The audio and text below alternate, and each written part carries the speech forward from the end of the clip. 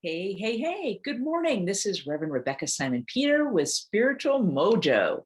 And during this 15 minutes to uphold your spirit, uplift your consciousness, and uplevel your faith, we are diving deeper into the 40 days of apostleship. I'm so excited to share this 40 days of apostleship with you because what it does is it transforms Lent into a forward-looking spiritual growth, consciousness raising, up-leveling of who you get to be in the world and how you get to be an expression of Jesus in this world. So remember, as Jesus journeyed to the cross and beyond, he had to be sure of absolutely one thing above all else. Everything, his life, his ministry, his teachings, everything depended upon this one thing. Jesus had to be sure that his 12 followers, his disciples, were ready to step up their spiritual game. Because in order to live into their true calling as apostles, no longer just students of the Gospels, but agents of the Gospels, the 12 would need to make this fundamental shift. They would need to move from believing in Jesus to believing like Jesus. Otherwise, they couldn't bring Jesus's kingdom dream into reality. And I write about that in Dream Like Jesus. They had to be able to bring his dream into reality. Otherwise, the message would die when he did. So what is it that Jesus actually believed that apostles are called to believe as well? Jesus believed in his divine partnership with God. Jesus believed that his prayers had power.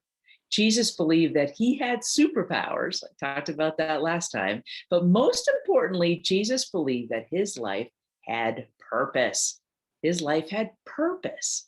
So your life has purpose too. My life has purpose. Every living thing has purpose. In the comments, I'd love for you to just chat, first off, where you're at. And secondly, what do you think your purpose is? Or what do you hope your purpose is? Sometimes it's in our hopes and our dreams that we can actually identify with what our true purpose is. But I want to tell you, don't worry. Please, please, please don't worry if you're not crystal clear on your purpose. Or maybe you feel like you have more than one purpose. That's okay. Or you're not really sure what that purpose is. I remember way back when, 25, 30 years ago, maybe longer, 35 years ago, when I was in seminary, I was agonizing over my call. What was I supposed to do with this prompting from God to serve God's people? Everybody else seemed to know what they were going to do, but not me. I mean, first off, I was coming out of a very different background. Born and raised Jewish, was in the Orthodox Jewish community when I had a call from Jesus to follow. And so I didn't have any of the background that my fellow students had. And I just really didn't know what my purpose was. Everybody else seemed to know except me. I remember one day being in a fetal position, like agonizing, God, what is my purpose? And what came to me in that moment, here's how you know it's God, because it's in your lowest moments. What came to me in that moment was my gifts are my path. My gifts are my path.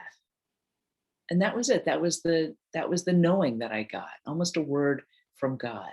Your gifts are your path. And I want to say that same thing to you. I mean, God would not have called me to a path that I was not prepared for, that I was not gifted for in some way.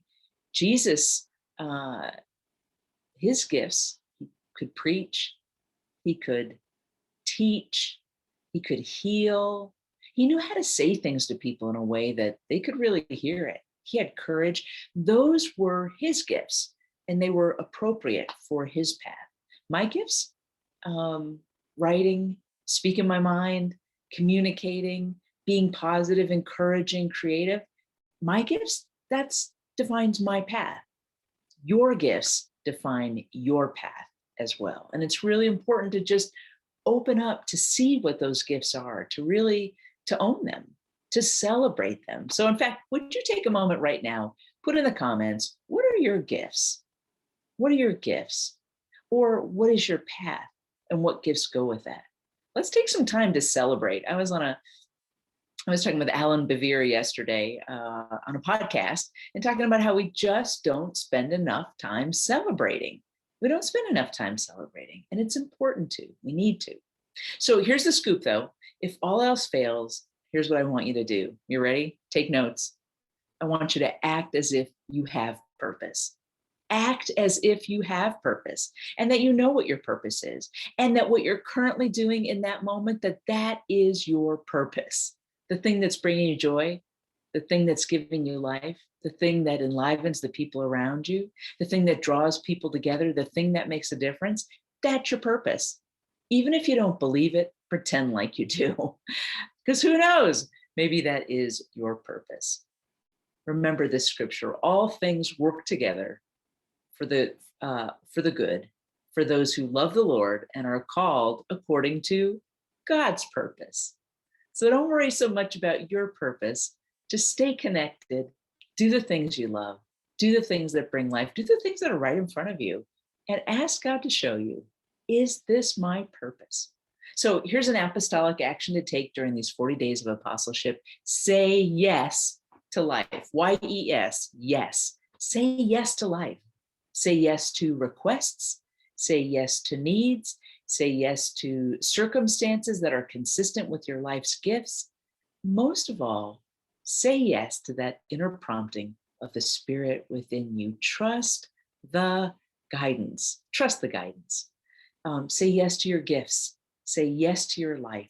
Say yes to your life, because your life is going to reveal to you your gifts. And the truth is that the world needs you, your gifts, your passions, your callings, your presence, your joyous, life-giving presence. Thank you so much for joining me today for Spiritual Mojo. I pray that this time together uplifted your consciousness, upleveled your faith, and upheld your spirit. If you enjoyed this video, I encourage you to like it, share it, post it on your own Facebook page, and send it around to some folks that you know need to be encouraged about their purpose. And then, as always, I want to encourage you to come to our website, RebekahSimonPeter.com. You're going to learn all kinds of things there. You can catch up on my other writings about apostleship, because I've been thinking about apostleship for a long time, and I've got some things to say about it. So you can read my blogs and see what's happening there.